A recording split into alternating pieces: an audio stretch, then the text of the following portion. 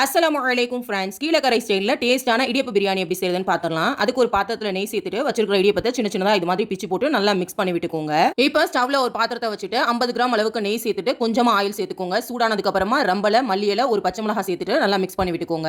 நீங்க காரம் அதிகமா சாப்பிடுவீங்கன்னா 2-3 பச்சை மிளகாய் சேர்த்துக்கோங்க. அதுக்கப்புறமா 3 பெரிய சைஸ் வெங்காயத்தை கட் பண்ணி சேர்த்துக்கோங்க. கண்ணாடி பதம் வந்ததுக்கு அப்புறமா ஒரு ஸ்பூன் இஞ்சி பூண்டு பேஸ்ட் சேர்த்துட்டு அதோட பச்சை வாசனை போற வரை நல்லா மிக்ஸ் பண்ணி விட்டுக்கோங்க. அப்புறம் 2 பழுத்த தக்காளியா சேர்த்துக்கோங்க. இப்போ மசாலா பவுடர் ஆட் பண்ணிக்கலாம். உப்பு தேவையான அளவுக்கு போட்டுக்கோங்க. 2 ஸ்பூன் அளவுக்கு காஷ்மீரி ரெட் சில்லி பவுடர் சேர்த்துக்கிறேன். 3 ஸ்பூன் அளவுக்கு சீரகத்தூள் சேர்த்துட்டு எல்லாத்தையுமே நல்லா மிக்ஸ் பண்ணி விட்டுக்கோங்க.